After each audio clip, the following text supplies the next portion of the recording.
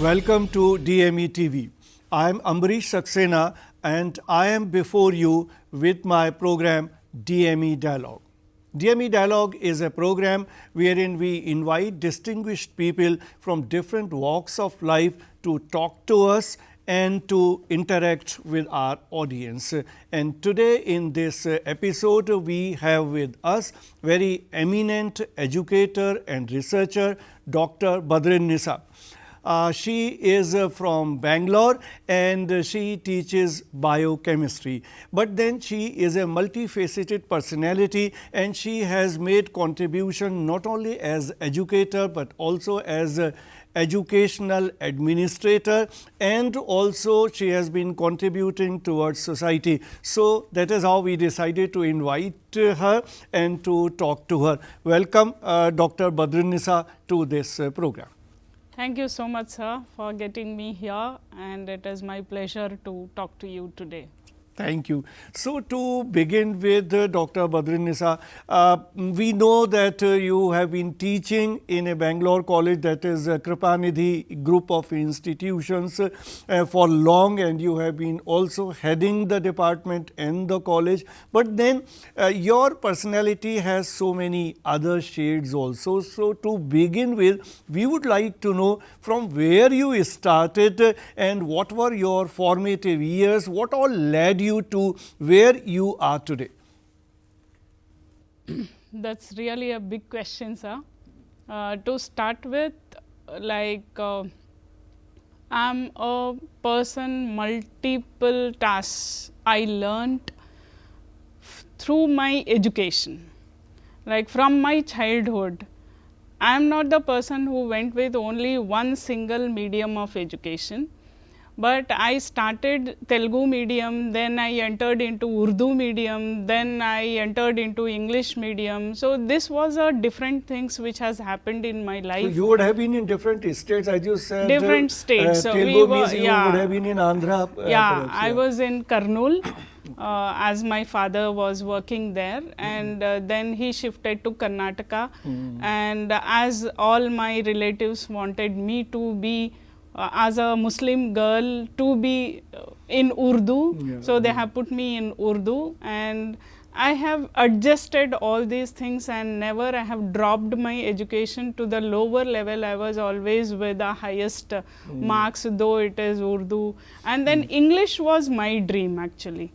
When it has come to an high school, then it was my demand to my father to put me in English medium, and I have to study. You know, studying all the different subjects in one particular language suddenly changes was real task of my life. Which year you adopted Urdu as your medium of instruction? I have started Urdu during my 6th, 7th, 2 years. Like after my higher primary, I have started the Urdu medium. So, your father were in the government job or what? Actually, he was into one of the paper mill in Kurnool. It is a government company only, but he was an fitter, management person. But due to some accidental aspects, he has to shift to Karnataka. In Karnataka, again, he has worked in such kind of paper mill issues, and then later he decided he should be an entrepreneur and he started his own business.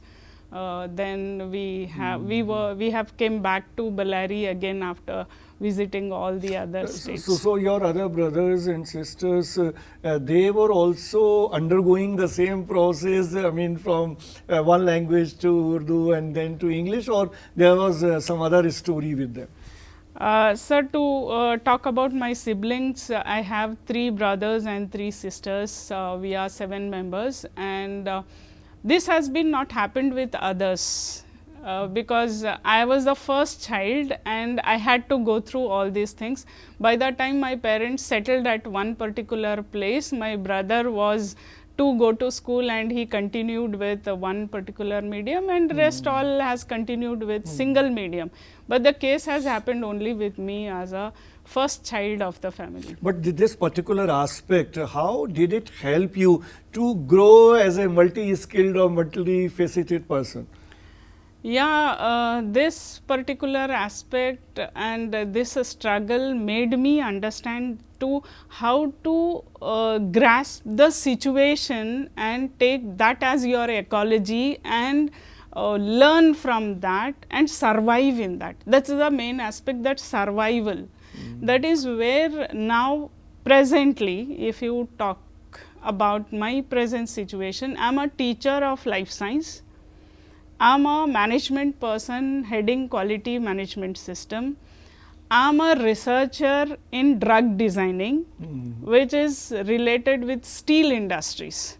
So, all three are different roles, but still I could able to do to the maximum. When I say about my teaching profession, I have scored to the 100% level. Maybe it is result, maybe the feedback of the student or their research works which has been funded. So, when it comes to quality management system, as a head I have dealt with number of colleges.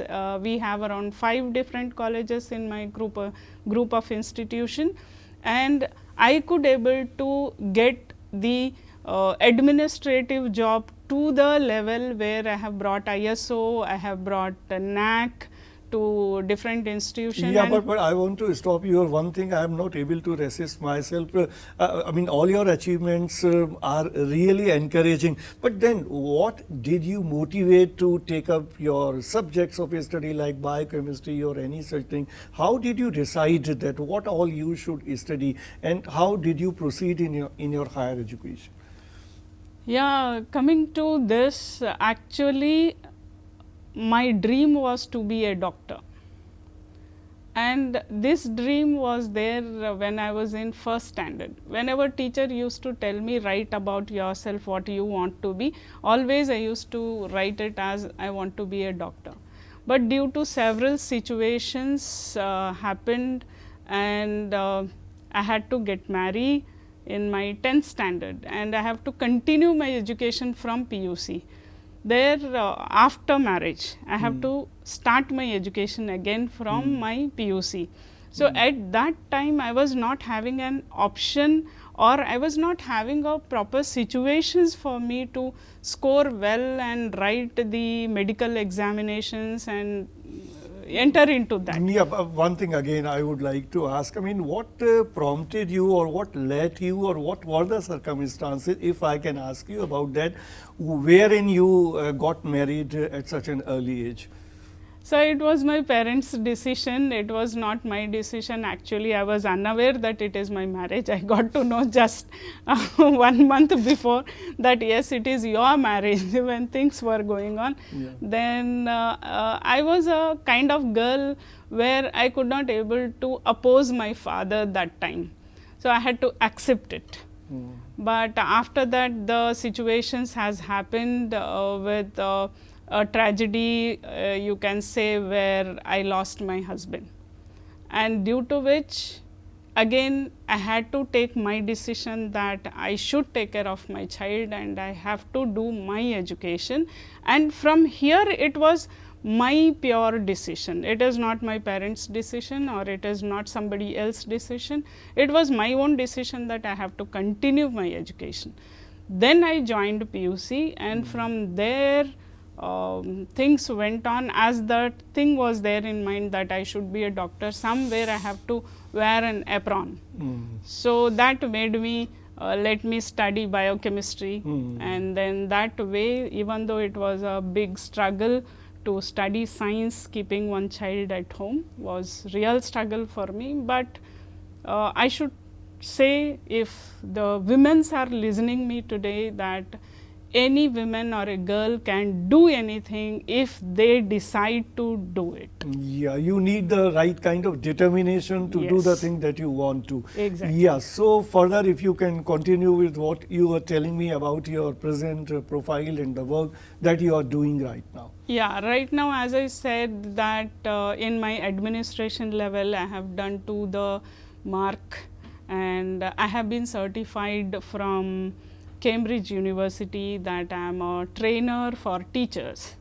And also my chairman has provided me a special thanking letter or an award appreciating that I have brought the culture of quality in the institution. And coming towards my research work, again I said it's a different kind of thing, that biochemistry and industry is two different aspects, two ends. No person will think that how biochemistry connects with steel industry. But I tried my best to connect to this, and I have worked for the microbial problems happening in industry and which is giving a trouble to the society. For the laborers, which is cancerous, the laborers who are working which are cancerous. So, that was my topic, and I have taken help of number of industries for the samples and all. It is a rigorous work of around 5 years, and I am really proud to say my achievement that here I got patented that work. Yeah, I was about to ask that only, so you done. answered that. Yeah. So that patent. So there must be many more patents also thereafter. Yes. Now I am working on sub patents of that particular patent. I am just looking now. Presently, my work is going on to commercialize my patent. The industries, either I am trying to connect with steel industries to solve this issue with my patent, and I am in a second way I am trying to put my patent into a different roles, like I am connecting to hospitals, I am connecting to diabetic patients, like the product what I have generated, as it is microbial level. So, the pus forming microbes can be controlled using that. I am working on that. Soon I will be applying for another 2 patents. Okay, our best wishes for that endeavor. That will be a really great contribution towards humanity, I should say. But then, since you are holding the administrative positions, so does it affect your research work? To some extent, yes, I can say, because the administration is something which you have to spend all of your time and mind, and research is another calm area where it requires all your attention. So, definitely I am finding little bit of difficulty, but as I have my students to work, I have my microbiology students whom I teach. They are the people who are really helping me, and as a research guide, I have my PhD students who can work for me with my ideas. But definitely yes, I am giving time. Here time management is one thing which I have learnt. That morning time when I get up, 1 to 1.5 hours I keep specifically for my research. Whatever the drop downs I have to write, what to be done, what I have to give it to students, what I have to study, all this work I do in the morning, that 1.5 hours. After that, once I enter into college, it is no possibility that I am going to give any time for research. Exactly. So, I would also like to ask you, how have you evolved as a teacher when you look yourself as a teacher? I am very much satisfied as a teacher. I see the students, and I see that I am going to give them some ethics, and I am going to teach them that life is not about just educating yourself. Life is about educate yourself and apply your education into some particular field where you will be known for that. So, this is where I get the satisfaction that yes, I am in teaching field, because in companies this will not get.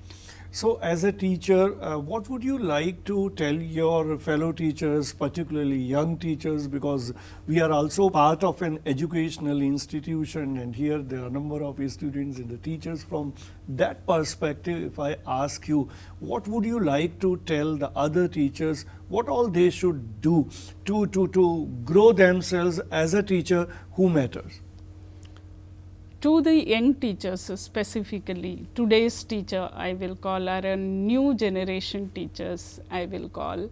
I suggest that first thing, stop comparing your job with other jobs. Definitely there is a difference between these two. Maybe it is related with the monetarily basis, or it is related with your standard in a life. Second thing, you opt this as your profession with your passion, don't simply come to earn the money. When you take this as passion, you work for your satisfaction. When you are going to one particular class, you prepare yourself in a way that the student know more better than you. Because what you have studied is 4 years before. Now students scenario, now the present generation is having internet, is having Facebook, is having a connect with the students who is sitting far away from them. So they have knowledge already. But then why teacher is needed again?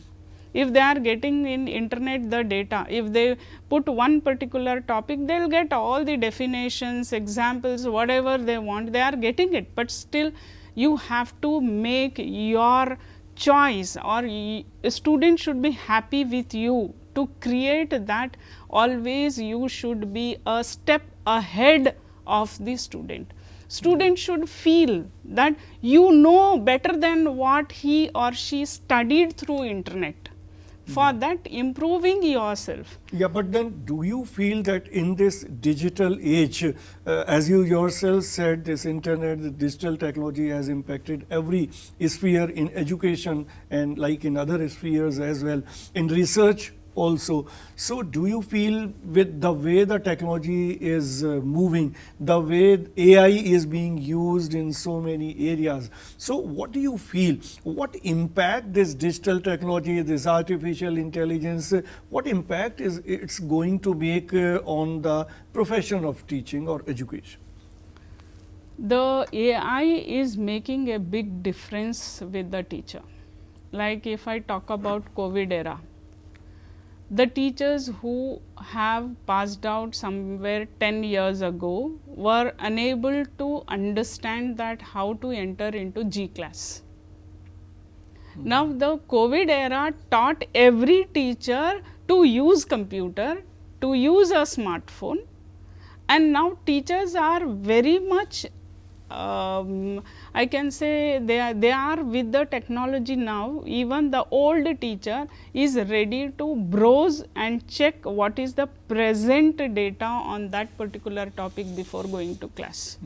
So the technology is giving away from the books, like what we study in the book, and in the technology as it is updating. Google Chrome is every day updating, Google Scholar every day updating. So that is making us easier. Earlier, we used to go to libraries of IITs to search one research paper. Now it is more easy, you subscribe, you will get the paper. For researcher also it is too good. So I say that AI is helping a lot, provided you are taking it in a better way. Yeah. Now I'm coming to your another core area to which you belong to, that is quality. You also referred to quality earlier, and as educational administrator also you are dealing with that. And then since you're not confined, your working is not confined to your institution only, you are helping other institutions also to improve their quality and to grow. So what more would you like to tell us about quality aspect in education? Yeah, I am working with my institution. That is my prime thing, always to look into my institutional quality. However, I am associated with IQAC Cluster India, and as we all know that Cluster India is one of the body which is helping all the other colleges to improve their quality towards the accreditations, or just to improve their particular management or the quality system.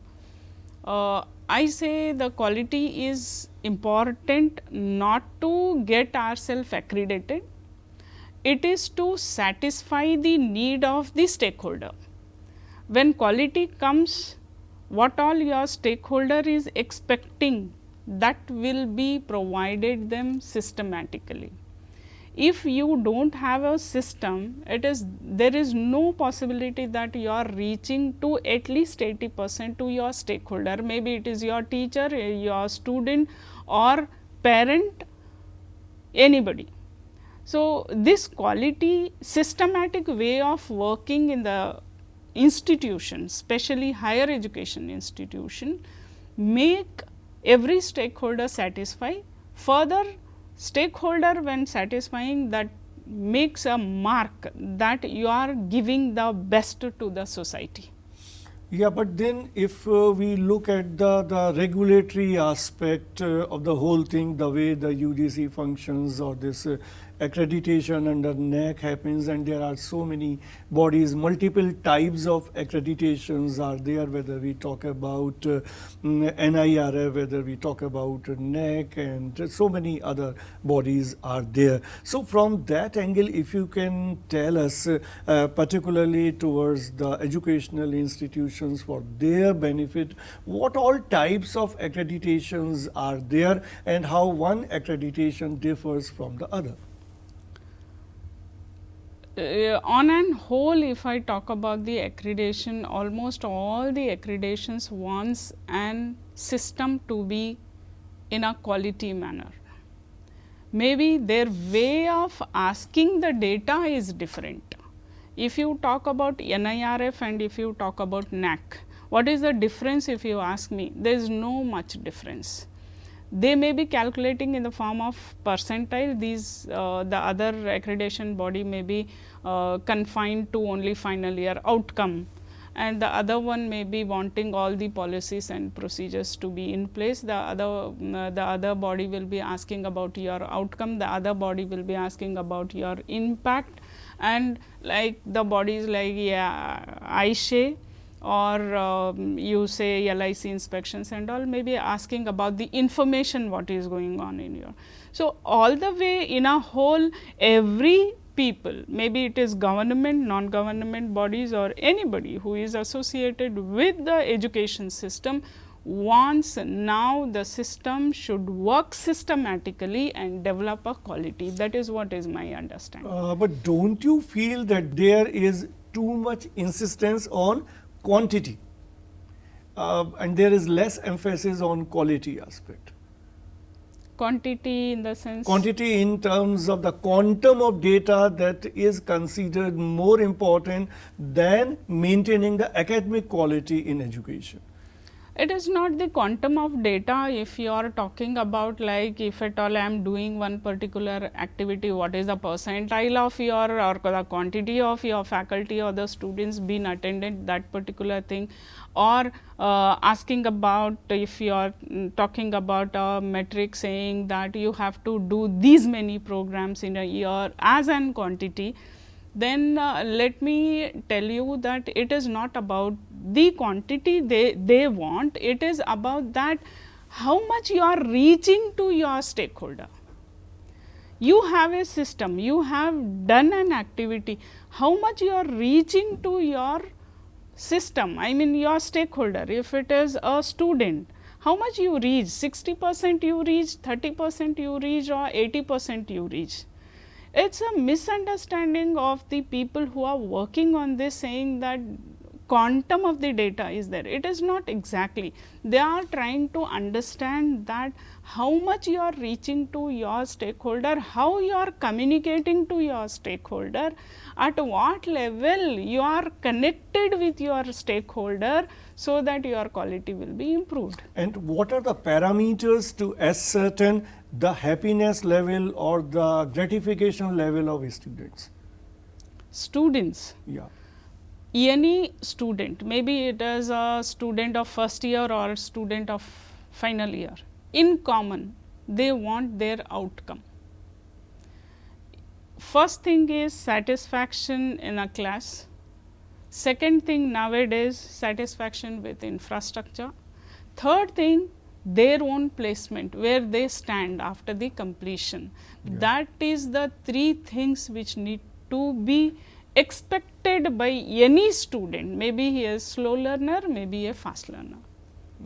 And how much importance you attach, if I ask you that between skill and then the knowledge, and then the domain understanding or the knowledge of that discipline, if somebody is to be made employable. So what all is more important, because nowadays that there is we find too much emphasis on skill. So do you feel skill is the most important thing, or where do you place skill with knowledge and domain understanding?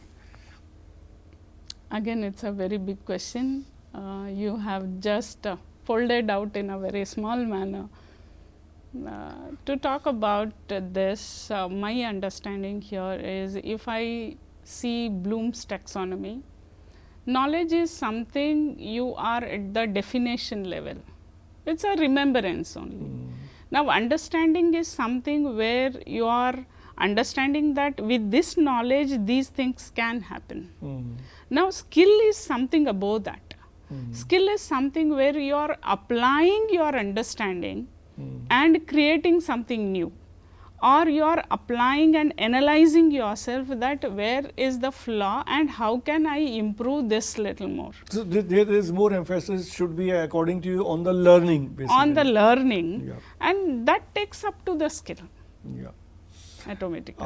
And since nowadays the way everything is moving in the entire world, in the education sector, in India as well, though it's not that way mandatory, like everybody has to have the, every education institution has to have the NEC kind of thing, but then if any institution wants to establish itself in terms of quality education, what all you will put 1, 2, 3, 4, 5, that these are the things which have to be kept in mind if you want to be a quality institution?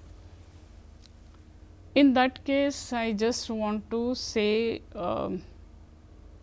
two things: as transparent policies to all the stakeholders. It can be your security to your director. A transparency should be there, one thing. Second thing, a decentralization from the higher up towards the lower end, a proper authorization. This makes things should flow systematically, and automatically the other outcomes you can able to see. Yeah. So what all you feel you will be doing in the time to come, any personal aspirations in terms of your career growth, or in terms of giving back to the society, or in terms of doing something extraordinary for the growth of your students, or taking care of your children and family, where do you place yourself in the years to come, keeping all this in mind? Now, to this I should answer my aim, or like what I am planning in future, inshallah, if at all I will be successful in that, is I want to be a business person, business women, I can say, where I am literally thinking of to work with my patent and patents and commercializing that, setting up a transparent system specifically for women's, where I want to be a person to provide the job to such women who literally losing their mental aspects due to number of reasons. So, I want to be a motivator for them, both mentally and physically.